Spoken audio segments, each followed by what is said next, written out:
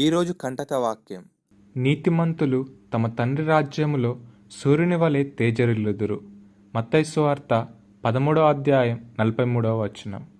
ప్రియులారా, యేసుక్రీస్తు అనేక విషయాలను బోధించెను. అందులో కొన్ని విషయాలు మాత్రం ఉపమాన రీతిన బోధించెను. ఈ ఉపమాన భావాలు సామాన్య ప్రజలకు అర్థం కాకుండా ఉండేవి. అందుకే యేసుక్రీస్తు శిష్యులు వాటి భావాలను క్రీస్తు చేత తెలుసుకునేవారు. యేసుక్రీస్తు ఒకనాడు విత్తనముల ఉపమానమును ప్రజలకు బోధించెను. అప్పుడాయన జనసమూహములను పంపివేసి ఇంటిలోనికి వెళ్ళగా ఆయన శిష్యులాయన యొద్దకు వచ్చి, పొలములోని గురుగులను గూర్చిన ఉపమాన భావము మాకు తెలియజెప్పుమనిరి. అందుకాయన ఇట్లనెను: మంచి విత్తనము విత్తువాడు మనుష్య కుమారుడు. పొలము లోకము. మంచి విత్తనములు రాజ్య సంబంధులు, గురుగులు దుష్టుని సంబంధులు. వాటిని విత్తిన శత్రువు అపవాది. కోత యుగ సమాప్తి. కోత కోయువారు దేవదూతలు. గురుగులు ఎలాగూ కూర్చబడి అగ్నిలో కాల్చివేయబడునో అలాగే యుగ సమాప్తి అందు జరుగును. మనుష్య కుమారుడు తన దూతలను పంపును.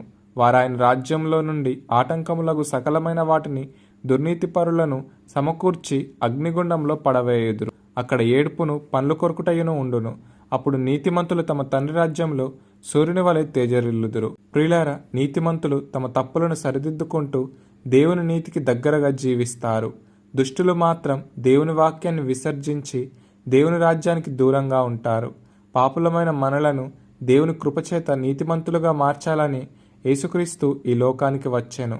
అందుకే ప్రతిదినం మనం దేవుని వాక్యాన్ని ధ్యానించి మన పాపపు స్వభావాన్ని విడిచి దేవుని దృష్టికి నీతిమంతులముగా జీవిద్దాం. అట్టి అనుభవంలోనికి దేవుడు మనలను నడిపించునుగాక. ఆమేన్.